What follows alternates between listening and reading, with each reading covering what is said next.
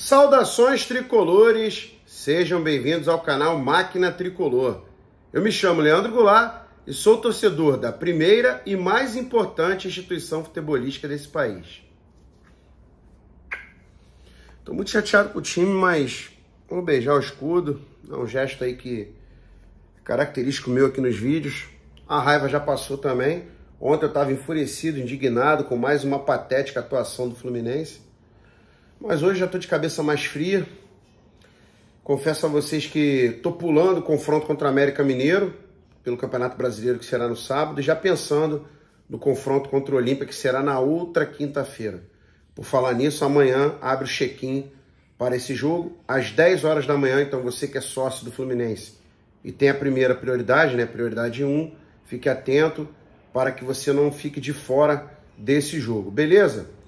No vídeo de hoje eu vou falar sobre uma situação várias situações aí envolvendo o Fluminense que trarão problemas, com certeza, para a nossa instituição. E a diretoria vai ter que ter habilidade para contornar tudo isso daí. Também vou dar uma pincelada aí sobre esse jogo de ontem contra o Grêmio e falar o que eu espero para esse confronto contra o Olímpia também. Porque eu já falei para vocês aqui o seguinte, a cada atuação do Fluminense que ele tem, eu já imagino, já projeto o futuro. Não tem como esconder, não dá para esconder, acho que nenhum torcedor do Fluminense tem como esconder isso. A nossa grande preocupação é a Libertadores. Por mais que a gente fique incomodado que um rival aqui do Rio de Janeiro tá indo bem na competição e deve vencê-la, o Campeonato Brasileiro, né? A gente sabe que a obsessão da torcida do Fluminense é a Libertadores e é nela que nós estamos preocupados. Afinal de contas, faltam 5 confrontos, 5 jogos para o Fluminense sacramentar o seu título tão sonhado na competição. 2 contra o Olímpia, 2 na semifinal e 1 na final. E desses 5 confrontos, 3 seriam no Maracanã. O contra o Olímpia, o da semifinal e a própria final, que será disputada em jogo único aqui. Tá beleza? Mas antes da gente começar a fluminensear, já vou pedindo para você deixar o like, se inscrever no canal se não estiver inscrito, botar pilha no amigo que você conhece aí que não está inscrito para se inscrever, compartilhar o vídeo nos grupos de WhatsApp e mandar ver nos comentários. Quero muito saber a opinião de vocês sobre esses temas que eu vou abordar aqui. Então não vamos perder mais tempo, vamos fluminensear. O casaco do velho está aqui, não tinha nem reparado. Esse casaco é muito bonito, viajei com ele para Lima, La Paz e River Plate. Não fui com ele contra o Argentino Júnior. Pode ser que... Não, eu não vou com ele contra o Olímpia porque acho que vai fazer calor. Então vamos lá, pessoal. O Fluminense tem sérios problemas à vista aí. Surgiu mais um agora há pouco. Relembrando o seguinte. A Conmebol, antes do Fluminense se classificar para as quartas de final, já puniu o Marcelo por 3 jogos, né? Ele já havia cumprido 1, então os outros 2 seriam no confronto das quartas de final.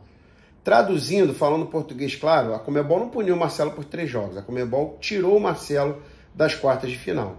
E todo mundo sabe que o presidente da Conmebol não é de hoje. Ano passado ele já era o presidente da Conmebol quando a gente enfrentou o Olímpia. Tem a vida dele totalmente ligada ao Olímpia. Seu pai já foi presidente durante mais de 20 anos e é considerado lá por eles o maior presidente da história do Olímpia. Então já teve essa manobra do Marcelo e surgiu uma outra manobra também que houveram incidentes lá da torcida do Argentino Júnior, a polícia do Rio se envolveu e tudo mais, alguém soltou uma bomba, nem lembro se soltou também, e já está se cogitando uma punição ao Fluminense relativa a isso. A fogos, sinalizadores, confusão na torcida do Argentino Júnior, e agora há pouco surge mais um problema para o Fluminense. Qual é? O Vasco acabou de conseguir eliminar para fazer seu jogo contra o Atlético Mineiro pelo Campeonato Brasileiro no Maracanã. O que isso significa? Nessa quarta-feira agora, o Flamengo joga no Maracanã contra o Grêmio, pela Copa do Brasil. Sábado, o Fluminense enfrenta o América Mineiro pelo Campeonato Brasileiro. E domingo, o Vasco vai jogar contra o Atlético Mineiro no Maracanã. Na próxima quinta-feira é o confronto contra o Olímpia. Para quem não se lembra, o Atlético Mineiro foi punido pela Conmebol porque na inspeção que a Conmebol fez no gramado do Mineirão, ela não aprovou. Então vocês imaginam, vocês acham que na segunda-feira, quando a Conmebol for fazer a inspeção, ela vai aprovar o gramado do Maracanã após 3 jogos praticamente seguidos, um na quarta, um no sábado, um no domingo? Vocês acham mesmo que ela vai aprovar o gramado? Tendo em vista o que ela já fez com o Marcelo, tendo em vista o ânimo que ela está em prejudicar o Fluminense e punir o Fluminense em relação a público por conta do jogo contra o Argentino Júnior? E vocês acham que ela vai perder essa oportunidade em relação ao gramado? Mas isso daí eu vou te falar, cara, na minha opinião é culpa da direção do Fluminense, não só da atual como das anteriores, que não se mobilizaram para resolver essa questão de estádio. Eu sempre falo para os mais chegados, o Maracanã não é do Fluminense. Como assim, Leandro? Não é. O Maracanã pertencia ao governo do estado, depois passou a pertencer ao consórcio, e da renda que o Fluminense tem no Maracanã, ele fica com um pedacinho muito pequeno. Tudo vai para o consórcio, praticamente. E quando o consórcio quer fazer o que ele bem entender no estádio, seja alugar para um show de cantor, seja reforma, seja lá o que for, o Fluminense sofre com isso. Ele fica sem casa para jogar. Como já ficou por diversas vezes desde que o Fluminense entrou nessa situação de administrar o Maracanã juntamente com o Flamengo. Por várias vezes a gente já ficou sem casa. Teve que jogar Juiz de Fora, Volta Redonda, Espírito Santo, Brasília, Manaus, São Januário, Engenhão, enfim. Meu amigo, quem tem casa manda na sua casa. Quem não tem casa não manda, simples assim. Só o fato do Fluminense jogar no Maracanã e ter prejuízos absurdos, mesmo quando ele bota 60 mil torcedores, porque não venha me falar que se o Fluminense botar 60, 65 mil, ele bota 300 mil no bolso, que ele tá tendo lucro. Não vem me falar isso porque eu não sou otário, né? Não sou otário. Só do Fluminense ter prejuízo no Maracanã já é motivo pra gente buscar a nossa casa. E aí tem essa questão do Fluminense ficar várias vezes sem poder utilizar o Maracanã e muitas vezes em momentos decisivos. E tem que passar por essa situação do Vasco, um clube que não tem nada a ver com a administração do estádio, até porque ele alega ter um estádio próprio, entrar na justiça para jogar lá a hora que ele quer. E aí o Fluminense e o Flamengo arcam com as despesas, com a manutenção, com a administração, com tudo relativo ao estádio. Para o Vasco, a hora que ele detecta um jogo que ele pode encher no Maracanã, entrar na justiça e jogar a hora que ele bem entender. E não é avaliado o lado do Fluminense ou do Flamengo quando esses casos são julgados. Principalmente nesse caso agora, que fica uma coisa muito latente. O Fluminense pode perder o mando de campo, ou melhor, pode perder o direito de jogar no Maracanã contra o Olímpia, porque o gramado não vai estar em condições. Basta a Conmebol bater o martelo na inspeção e dizer, não há condições de jogar aqui, o Maracanã está vetado. E convenhamos, todos os ingredientes ou todas as ferramentas que ela precisa, como vocês preferirem, estão sendo dados com essa situação do Vasco jogar lá. A Conmebol tem culpa. O Flamengo joga na quarta, Vasco, Fluminense no sábado, na teoria jogaria só na outra quinta, mas vai ter o jogo do Vasco no domingo. Você acha que quando a Conmebol chegar lá para fazer a inspeção do gramado, na segunda, o gramado vai estar como? Ela vai botar no relatório dela que o gramado está reprovado e com toda razão. Ela já quer nos ferrar a nossa vida, como ficou comprovado na questão do Marcelo, na questão do jogo contra o Argentino Júnior. A gente ainda dá ferramenta para ela. Aí eu te falo, se a gente tivesse um estádio nosso, próprio, com capacidade para 50, 60, 70 mil que fosse, quem ia mandar nele? O governo do estado? A justiça ia obrigar algum time que a gente não alugou o estádio jogar lá? O consórcio? Não, quem ia mandar era a gente. A gente ia administrar o estádio de acordo com a nossa conveniência. E aí outro problema em relação a esse jogo contra o Olímpia é o seguinte, o técnico do Fluminense já demonstrou várias vezes que ele está pouco se lixando em corrigir as falhas do seu time, em analisar os pontos fortes e fracos do adversário. Desde que ele chegou, ele já demonstrou isso, desde o ano passado. Eu fico vendo a torcida do Fluminense, os youtubers falando que o Fluminense oscila. Eu não acho que o Fluminense oscila. O Fluminense é esse Fluminense que vocês estão vendo aí desde o ano passado. Os filmes só vão se repetindo. É um déjà vu. Falei agora há pouco aí no Resende primeiro, lá no canal do Cristian Baeta. Eu vivo um déjà vu com o Fluminense. A eliminação que eu vi esse ano pro Flamengo, eu vi igualzinho contra o Corinthians ano passado. O resultado que eu vi agora contra o Grêmio, eu vi vários ano passado, vi vários esse ano. do Fluminense fazer gol e recuar, não jogar mais, ficar de toquinhos inúteis, o adversário vir com disposição para cima, transpirando, adiantar a marcação e a gente perder o jogo. Erro de arbitragem? Vários. Vários.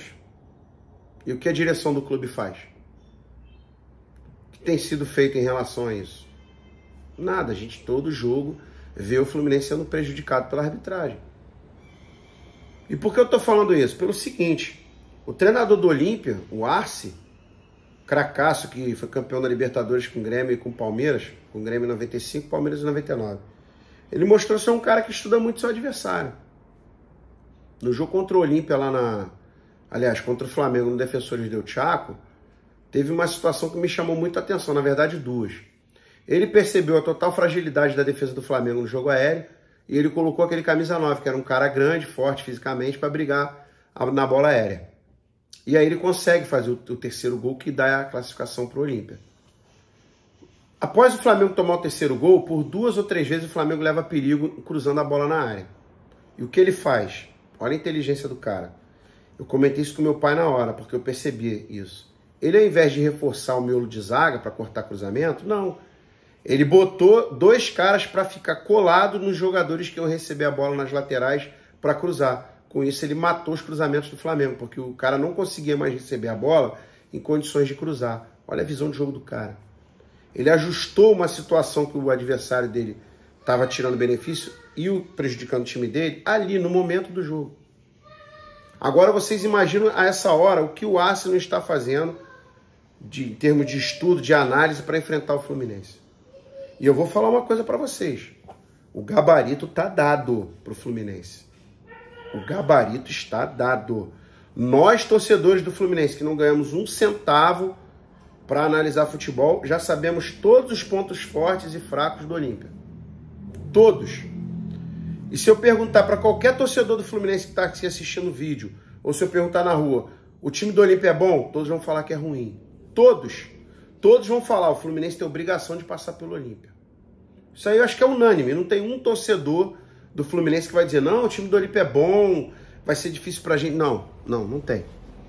E é por isso que eu falo com total certeza. O maior adversário do Fluminense nesse confronto é o próprio Fluminense, principalmente o seu treinador. Eu, assim, na minha opinião, hoje, o fator de maior prejuízo ao Fluminense, que mais prejudica o Fluminense, é o seu treinador. Usando os jogadores de forma errada, com uma visão de futebol completamente errada, um entendimento sobre futebol completamente errado, porque ele vai na contramão de tudo aquilo que o futebol prega. Eu diria para vocês o seguinte, o grande mérito de um treinador no futebol é tirar o máximo do potencial dos seus jogadores. O Diniz, ele consegue exatamente o contrário. Ele consegue tirar o mínimo de cada jogador. E para fazer isso tem que ser... É difícil, tá? Tem que fazer muita força. Ontem ficou claro que o Ganso não suporta mais jogar com o Diniz. O Ganso ontem debochou do Diniz, da torcida, de todo mundo dentro de campo. Debochou, mas debochou mesmo. Mandou um recado claríssimo pra gente que ele não quer mais jogar, que ele tá de saco cheio. Não sei se ele quer sair do clube, se ele tá insatisfeito com o treinador. Na minha opinião, ele tá insatisfeito com o treinador. Ontem ficou claro isso. Eu não preciso que bote um microfone na boca do Ganso para ele falar isso para mim. Ontem ele falou com como é que se fala? Ele falou com as suas atitudes. Ele não abriu a boca para dizer uma palavra, mas as atitudes dele disseram tudo para mim. E voltando a falar do assunto, o gabarito está dado. Um treinador inteligente, um treinador estrategista, um treinador estudioso, com um time que o Fluminense tem na mão, atropela o Olímpia aqui no Maracanã e atropela lá. E outra coisa, você, torcedor do Fluminense que está assistindo esse vídeo, vamos parar com essa história de dizer que, se o Fluminense não golear aqui, já era. Não. Pode acontecer do Fluminense sair daqui do Maracanã com um empate, com uma vitória magra, às vezes até com uma derrota. Porque com o futebol que vem apresentando há meses, é impossível o torcedor do Fluminense achar que a gente vai golear. A verdade é essa. Eu estou aqui para falar o português claro com vocês, sem hipocrisia. Aqui vocês sabem que a nossa relação aqui é de franqueza. Não tem mentira aqui. Eu não interpreto personagem nenhum. O futebol que o Fluminense está jogando não é futebol para golear. O Fluminense aqui no Maracanã fez 2 pênaltis claríssimos. Um no primeiro tempo com o André agarrando o jogador e outro no segundo tempo com ele derrubando aquele baixinho rápido pra caramba que entrou para infernizar nossa vida. Que, aliás, parabéns pro técnico do Argentino Júnior que enxergou isso. Ele tirou o atacante de força e botou um de velocidade para matar o Fluminense no contra-ataque. Só não conseguiu porque o árbitro não deu pênalti. E o André chutou a cabeça do adversário que o juiz poderia perfeitamente expulsar. Quem olha aquele placar de 2-0 acha, jogamos bem, amassamos. Não, não foi assim não. Hoje não é absurdo nenhum dizer que pode acontecer perfeitamente do Fluminense ganhar por um placar magro, empatar ou até perder esse jogo no Maracanã. Agora, em condições normais, né, tirando essa loucura que hoje está o time do Fluminense, a gente diria o seguinte, cara, empatou aqui, a gente tem condições de ganhar lá. Ou a gente diria até melhor, o Fluminense tem totais condições de ganhar aqui e ganhar lá, porque você pega o time do Fluminense, você tem um lateral direito que pode ser convocado pela seleção perfeitamente. Você tem um zagueiro que já foi. Você tem um outro zagueiro, que é o Marlon, que recusou a proposta do atual campeão italiano para jogar no Fluminense. Você tem um lateral esquerdo que é uma lenda. Você tem o camisa 5 que foi convocado para a seleção brasileira. Você tem a volta do Alexander. Que seja o Martinelli, que seja o Lima, também não é lá esses horrores todos. Você tem Paulo Henrique Ganso, você tem John Arias, principal jogador da seleção colombiana.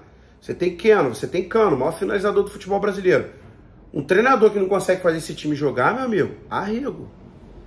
Arrego. Ele quer mais o quê? Fora o banco de reserva. Que tem John Kennedy, tem tantos outros jogadores aí que agregam muito. Ele quer mais o quê?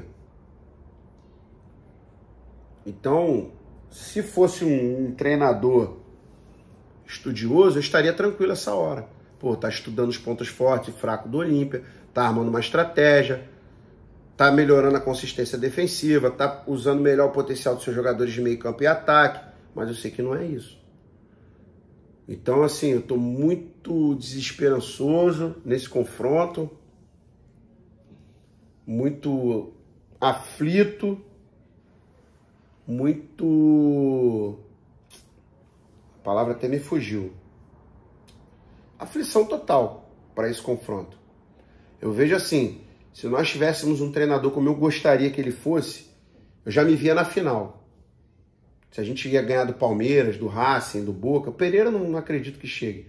É outra história, mas se eu tivesse um treinador que eu queria que o Fluminense tivesse, eu diria para vocês que praticamente a gente já estava na final. Porque para ganhar do Olímpia só basta ter um pouco de organização tática e vontade. Que a qualidade a gente tem nos jogadores. E o outro confronto, o Inter e Bolívar, também não vejo nada demais pra gente como adversário. Mas, pra mim, o maior adversário do Fluminense hoje, o maior problema do Fluminense hoje é o seu treinador. Ou seja, o problema está dentro do próprio Fluminense. Tá beleza? Sobre o jogo do Grêmio, o time do Grêmio demonstrou vontade e adiantou a marcação. Pronto, suficiente para ganhar do Fluminense. Como eu falo para os meus amigos mais chegados, qualquer time que enfrenta o Fluminense do Diniz se torna o Manchester City. Foi assim com o Curitiba, foi assim com o Grêmio, que acabou de perder para o Vasco agora há pouco. Corinthians, que estava patinando na zona de rebaixamento quando enfrentou a gente. Basta demonstrar vontade e adiantar a marcação. Pronto, acabou o Fluminense. Infelizmente. Eu espero que haja alguma mudança aí para os confrontos contra o Olímpia na Libertadores, porque senão a casa vai cair. Tá beleza, pessoal? Mais uma vez, saudações tricolores, fiquem todos com Deus e até o próximo vídeo.